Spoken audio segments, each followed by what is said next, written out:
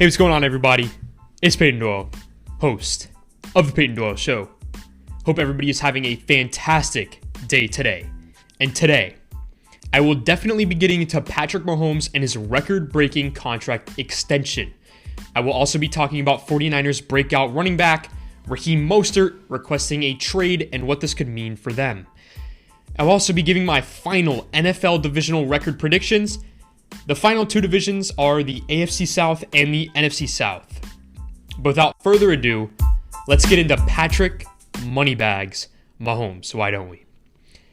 So on Monday, the Kansas City Chiefs and their superstar quarterback, Patrick Mahomes, reached an agreement on a 10-year extension worth up to $503 million with $477 million guaranteed, making him the highest paid player in sports history and locking him up in Kansas City through 2031. This just shows all of us that the media and the fans aren't the only ones who are hyping up Patrick Mahomes. The Chiefs, they know what they have in Patrick Mahomes. They know that they have the most talented quarterback that this league may have ever seen. They know that he is their man for the next 12 years. So now the first question that I have about this contract extension is, are the Chiefs going to start a dynasty? To answer this question, I think we need to define what a dynasty is. The NFL is the only major sport that has never had a three-peat. There has never been a team that has won a Super Bowl 3 years in a row. So it is incredibly hard to win a Super Bowl in the NFL because just one bad game can cost you a Super Bowl. So to think that Mahomes is just going to win like every Super Bowl in a row now is absolutely incorrect. But to say that they will be contenders for the next decade with Mahomes, that's not a stretch. That is certainly not a stretch. The two most recent dynasties are the 49ers, who had 5 Super Bowl wins, 4 with Joe Montana, and the New England Patriots, who won 6 championships and 9 appearances. I'd say, Steel Curtain in the 70s, that's a good example of a dynasty. They had 4 Super Bowl wins. So to call the Chiefs a dynasty, I think they need to have 4 Super Bowl wins. So I think we're looking at 2 to 3 more Super Bowl wins with Mahomes for them to be considered a dynasty. So the question is, can this be done? Yes, but it won't be easy. Everything needs to go right. Yes, Mahomes' contract may stop them from being able to sign other big-name free agents in the offseasons, but I'm not worried about that with Mahomes. Patrick Mahomes is so good. You can put any receiver on that team that is fast and has decent hands, that can run decent routes, any decent wide receiver, and Patrick Mahomes will be able to find them. Plus, the way that Patrick Mahomes is so incredible at buying time in the pocket and extending plays, almost any receiver that's worth having on a roster is able to get open downfield with that amount of time. Big Ben is the perfect example. Big Ben was really good at doing that back in his prime, back when he was at the top of his game. That's why we saw guys like Mike Wallace put up huge numbers and make Pro Bowls with Pittsburgh and then not be able to do that anywhere else. I think that Mahomes has the same effect on the game where he can make any receiver look good, especially in that high-powered offense. All the Chiefs really need for success is a good offensive line with a solid defense and Patrick Mahomes. They could put any Joe Schmo at running back that will be reliable in that system when they need him. But the real question, the real big question mark for the Chiefs' potential dynasty isn't Patrick Mahomes and can he stay healthy. That's not the big question mark. The real question mark is, how long does the great Andy Reid want to keep coaching? Look at all these great dynasties, and there's a quarterback and head coach duo in every single one of them. Terry Bradshaw and Chuck Noll, Roger Staubach and Tom Landry, Bart Starr, Vince Lombardi, Brady, Belichick. Even the old times before the Super Bowl, there's always a head coach and quarterback duo, Paul Brown and Otto Graham. Now, that's not to say that these teams won't stay great. Even if their coach happens to retire, Joe Montana still won a Super Bowl without Bill Walsh, and the 49ers won another Super Bowl without both Joe Montana and Bill Walsh, with Steve Young right after that. So if Andy Reid were to retire in the middle of the Chiefs dynasty, there's still a chance that they could keep it going without him, but it would be very difficult and highly unlikely. Andy Reid, he's 62 years old right now, and we're presumably one Super Bowl into a dynasty, and we need 2 to 3 more. But how much longer does Andy Reid want to coach? That's the biggest question for the Chiefs, because if Andy Reid doesn't want to coach for more than 5 years, I think that can hurt their chances at becoming a true dynasty. And by true dynasty, I mean 3 to 4 Super Bowl wins. They won't get that in 5 years. They may not even get that in 10 years. It took Brady and Belichick 19 years to get 6. And that will probably never happen again. The Patriots dynasty is just something that will be very unlikely to replicate because they got all the breaks that they needed to get. Like the Colts and Peyton Manning getting moved out of the AFC East and put in the AFC South during the divisional realignment. That definitely helped them out a lot. Then they managed to maintain greatness throughout the era of free agency where it's hard to keep players. And guys, they want to play for big markets. And Kansas City, it's not a big market. Neither is New England. Or they want to play for big money. And smart organizations will not pay mediocre players big money. But there's always bad teams in small markets like Jacksonville that will always overpay for mediocre players. So I don't think that the Chiefs will have a dynasty like the Patriots, but throughout the history of football, you look at, from literally since football ever started, there has always been a dominant team in every era, even before the Super Bowl era. There's always great teams that define a decade or an era in any sport. I think that the Chiefs will be that team that dominates the league for the next decade. Patrick Mahomes is that good. And if Andy Reid continues to coach for the majority of Patrick Mahomes' contract, they can get 3 more rings. I truly believe that. Now, I could talk good about Mahomes all day. Trust me. Like I said before, he's already the most talented quarterback that the league has ever seen. And if he stays healthy, I truly believe that he can become the greatest quarterback of all time. Trust me. I am not trying to hate on Mahomes here. So before I say this, let me just make that clear. I mean, no, I'm not trying to say Mahomes is not as good as we say. But him getting this contract extension really brought up a great question in my head, and that is, where's the chip on Mahomes' shoulder? Does it even matter if he has a chip on his shoulder or not? I don't think that it's a coincidence that Tom Brady and Michael Jordan, who are widely regarded as the 2 greatest players in their sports history, both are known for having this incredible chip on their shoulder, and both play and practice with a crazy intensity that nobody can match. They also both have won more than almost anybody in their sport. Now, I'm in no way saying that Mahomes is lazy or he doesn't work hard, but where is the chip on his shoulder? He already has a Super Bowl ring. He's the highest paid athlete of all time. He already won a league MVP and a Super Bowl MVP. He's already had the best statistical regular season up there, one of the best regular seasons in the history of the game. Where's the chip on his shoulder? He gets the comparison to Brett Favre a lot in the way that they play. It's backyard football. It's fun to watch, and they really just seem like they're having fun out there, and they just love the game as much as any kid on the playground playing with his buddies at recess. They have the same charm and lovableness about them. It's fun to watch them play. It makes you happy. It's the way football you think should be played, right? When Brett Favre, in the Super Bowl, taking off his helmet, every time he threw a touchdown, the way he celebrated. That's how football should be played, right? Everyone loves that. But Brett Favre, he only has 1 ring. And are you telling me that with Brett Favre's arm, if he didn't study film as much as Tom Brady and work as crazy hard as much as Tom Brady, that he couldn't get at least 1 or 2 more rings? I understand. Listen, I understand guys like LeBron James. They don't really play with the chip on their shoulder all the time.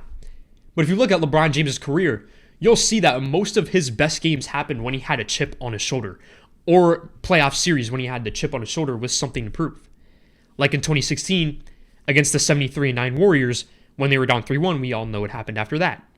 Or in 2012, in the finals against OKC, when the new super team Heat lost in the finals to the Mavericks in their first season together the year before, everyone was doubting LeBron. And also in Game 6 against the Boston Celtics, when he went off and everybody was doubting LeBron and the Heat. Listen, Patrick Mahomes, he'll be great regardless. He will make the Hall of Fame regardless of whether or not he plays with the chip on his shoulder, okay? But I'm saying, if you look at history, Tom Brady won the most Super Bowl out of anybody, huge chip on his shoulder. Michael Jordan, he didn't win as much as Bill Russell, but in the modern NBA, he's won more than nearly anybody. Huge chip on his shoulder. And look at his competition in the AFC. His biggest competition, Lamar Jackson, is uniquely talented, with a great team, with a great coach, and he plays with a chip on his shoulder because ever since high school, Lamar Jackson has been overlooked. He's been doubted. There's been people saying you need to change this, you need to change that. And there's still people after he's won a Heisman Trophy and a league MVP doubting him. And he knows that. And he takes it to heart. And he plays with a chip on his shoulder. I'm not saying that this is going to hurt Mahomes or that Lamar Jackson is better than Mahomes because trust me, I don't believe that. Patrick Mahomes is the best quarterback in the league. And I think he could become the greatest quarterback of all time. I just thought this was an interesting thought that came into my head while I was thinking about this. I am in no way saying that Mahomes will not be great. I just think that it's an interesting thing that we should all keep an eye on. The next question related to the Mahomes deal is, what does this mean for Dak Prescott and his contract negotiations? The answer is nothing. Well, at least it should mean nothing. Listen, Patrick Mahomes, he's in a class of his own, okay? I have never, ever seen anything like Patrick Mahomes, and I'm sure neither have any of you, okay? There should be a new term now in sports, and that is Mahomes money. Everyone will start asking who is the next guy to make Mahomes money. Some new and young and exciting quarterback will have a good season, and people will ask, does he deserve Mahomes money? You all watch. I promise you it will happen. I guarantee it. Everyone in the media will be asking, does blank deserve Mahomes money? I guarantee it. It will be asked every single offseason. The answer is simply no. Absolutely not. Nobody, and I mean nobody, deserves Mahomes money. Simply because there is currently nobody who can even compete with Patrick Mahomes. He has the strongest arm in the league, maybe aside from Josh Allen. He's accurate. He buys time in the pocket like Russell Wilson. He can extend plays like Russell Wilson and scramble like him too. He also rarely throws interceptions, much like Aaron Rodgers does, and he throws for more touchdowns than Brett Favre did. He has nearly every single record for passing in a player's first 3 seasons, despite only playing 1 game in his rookie season because he was a backup behind Alex Smith. He's also a great leader and extremely mature, and he already has a Super Bowl under his belt, and he already played in 2 AFC Championship games. He's also only 24 years old.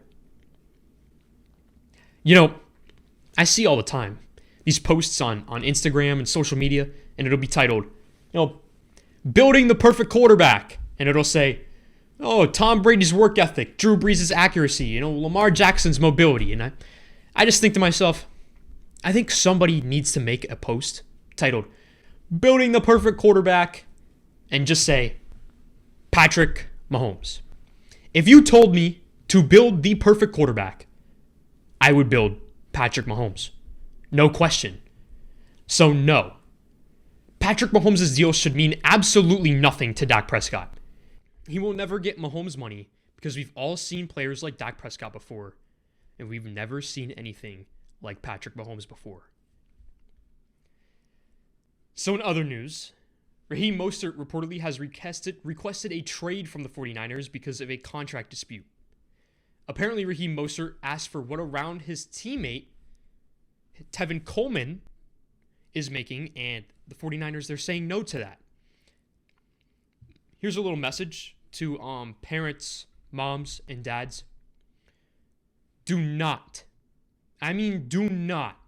let your sons grow up to be running backs. Tell them that if they want to play football, they have to play a different position and that they will thank you later. Raheem Mostert had a breakout season last year and proved to be the man in that backfield. And all he was asking was, if you're going to use me as your starting running back, please pay me accordingly. He wasn't asking for a big long-term deal like Christian McCaffrey or Todd Gurley. He just wanted normal starting running back money. The 49ers, they're like, nah, you're a running back. We don't pay you. We don't pay running backs. Nobody does that anymore. You just take an absolute pounding for about 3 to 4 years, and when you're good enough to ask for more money, we choose not to sign you. And then you go get overpaid somewhere else and probably only play another 2 to 3 seasons because you're a running back with a short NFL lifespan. It's a bad time to be a running back in the NFL today. I've said this a lot, and I'll use this example again. Derrick Henry. How has Derrick Henry not gotten a long-term deal? Derrick Henry carried his team to an AFC championship game last season, and he got franchise tagged. But just looking at the 49ers situation in particular, they just traded Matt Breida. They might have to end up trading Raheem Mostert. So now in that backfield, they're stuck with only Tevin Coleman, who has never been a feature back in any system he's ever been in his whole career. This was an offense that was a running offense last season. Jimmy Garoppolo only threw 8 passes in the NFC Championship game, while Raheem Mostert absolutely destroyed the Packers defense, ran all over them, and carried them to the Super Bowl. But Jimmy Garoppolo, he gets the big money. Raheem Mostert, he can't even get starting running back pay. The 49ers, they're in trouble. They have situations they need to work out with thoughts of trying to pursue maybe Tom Brady in the offseason, which somewhat shows me that they may not truly believe that Jimmy Garoppolo is really elite or really the man. Losing DeForest Buckner and Emmanuel Sanders, having an aging Richard Sherman as the best player in that secondary, losing Matt Breida and now maybe Raheem Mostert, they didn't really have a stellar offseason. They did acquire Trent Williams, who is a great left tackle from Washington. He's aging though. He's old. He's 31 years old, and he hasn't played in over a year. I still think the 49ers are going to be a good team this season, but there's a couple key losses to that team that they're going to have to get over this season. And now, especially if they lose Raheem Mostert. If they do end up trading Raheem Mostert, I think that they should look into signing Lamar Miller. Lamar Miller is still a free agent. He's been underrated his whole career.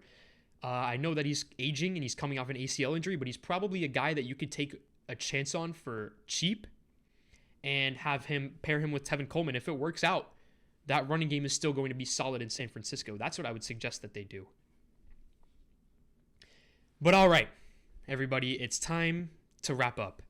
Everyone's favorite segment on this show so far, my NFL divisional record predictions.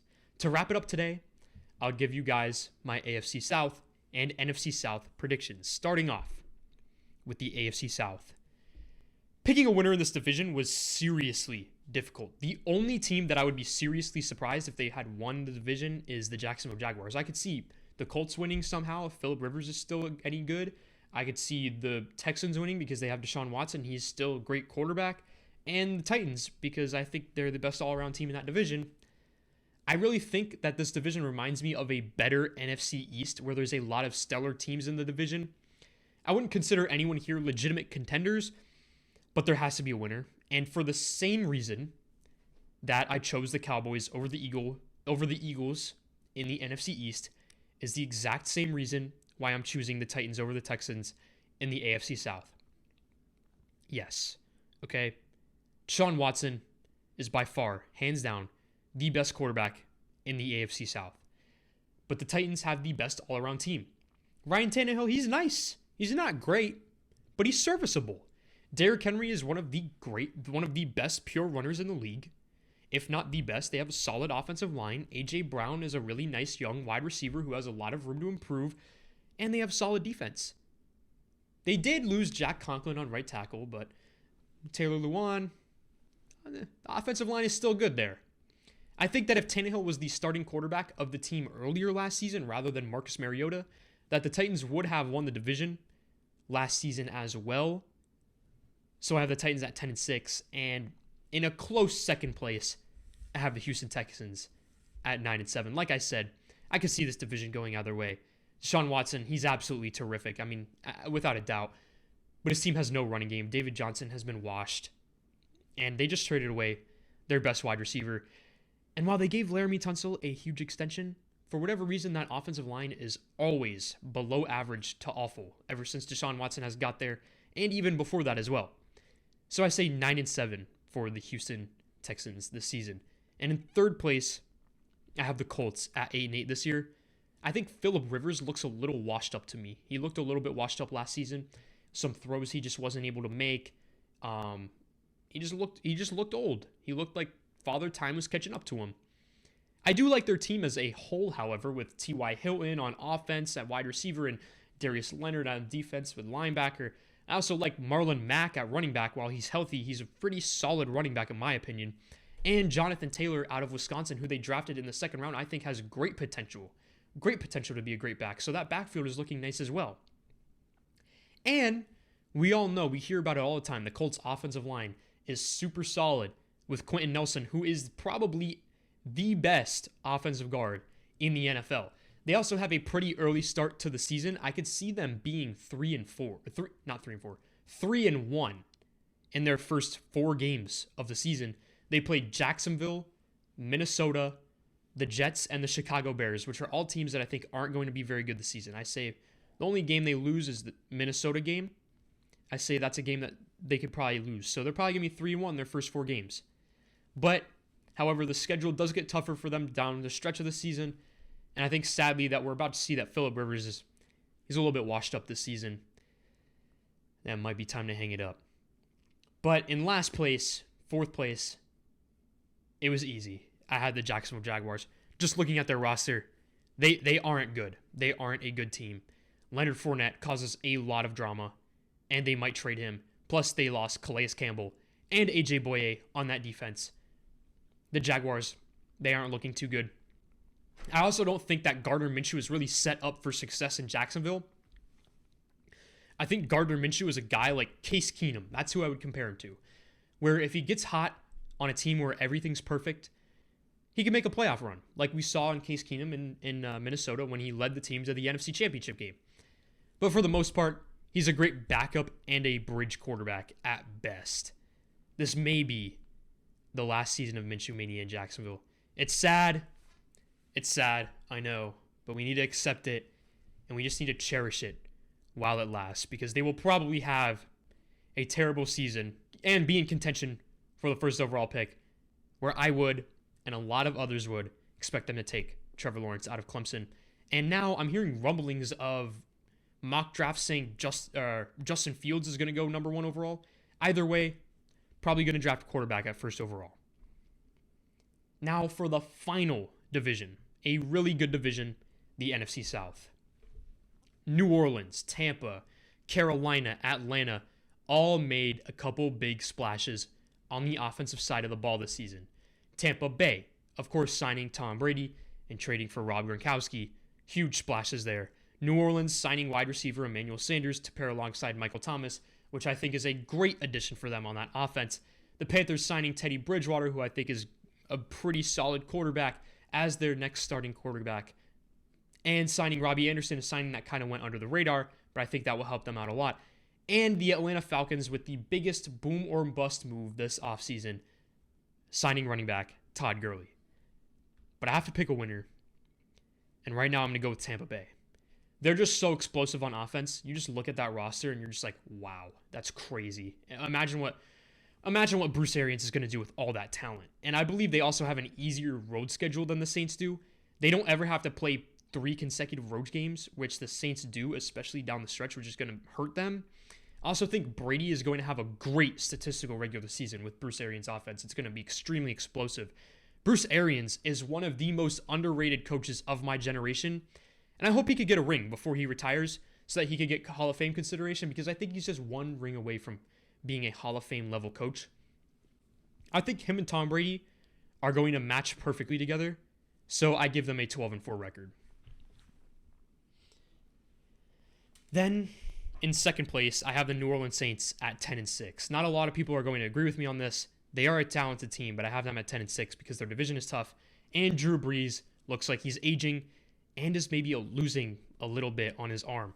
The team is very talented, but if the Saints want to make a Super Bowl run this season, it may look a lot like Denver back in 2015, where Peyton Manning was just a shell of his former self, but somehow was able to manage the game enough to put them in situations to win.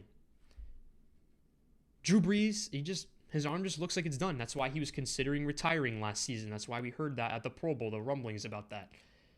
And we've seen it in the most recent years. Drew Brees, he is very successful, has very great numbers in the beginning of the season. Towards the end of the season, they kind of drop off a little bit. So that's very bad because they have a very tough schedule down the stretch of the season. And a lot of those games come on the road. They have a 3-game road stretch in December. They have to go to Denver. They have to go to Atlanta, which is in a dome, so the weather won't matter. Then they have to go to Philly. But Denver and Philly, two brutally cold places to play in December, and that's going to hurt the body of Drew Brees, especially an aging arm that's tired and sore towards the end of the season. I think that if Drew Brees can get the rest that he needs before the playoffs, they could make a deep run. Because if he's still able to manage the game and let his talented teammates make the big plays for him, they can still have success. Now, next in third place, I have the Carolina Panthers at 6-10. This will be Matt Rule's first season in the NFL and Teddy Bridgewater's first season as a starting quarterback since 2015.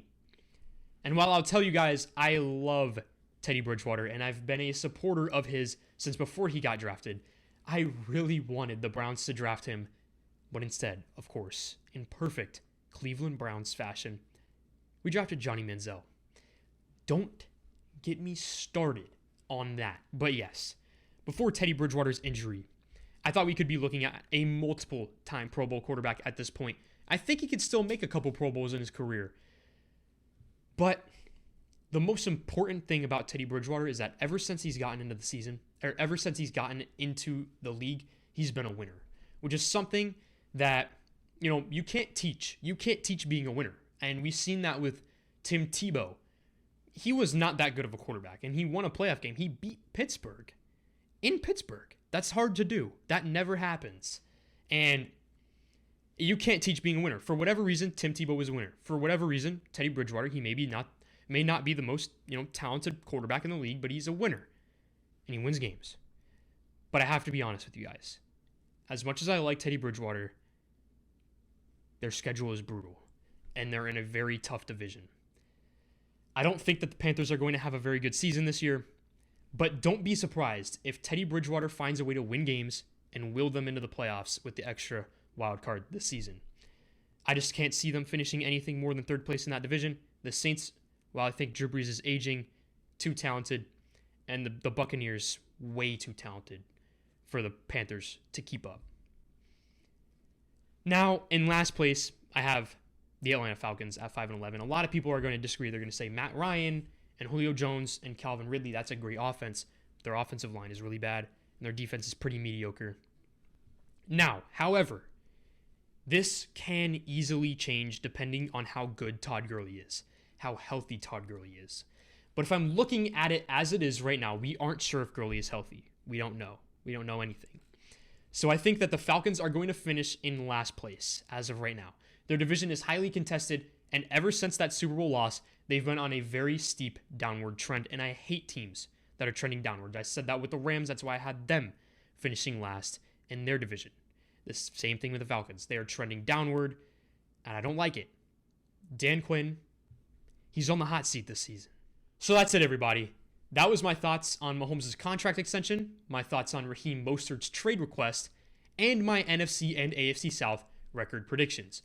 Thank you all so much for listening and or watching. Please make sure to like, follow, or subscribe wherever you may be listening and or watching. Also, please make sure to follow the show's social media at Peyton Doyle Show. That is at Peyton Doyle Show. You can find it on Instagram, Twitter, Facebook, and TikTok. Thank you all so much, and please make sure to stay tuned for next week's episode. Thank you.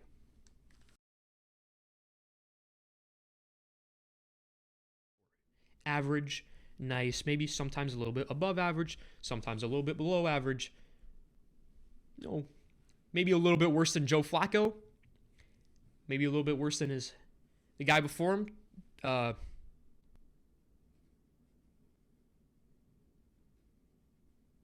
totally forgot his name.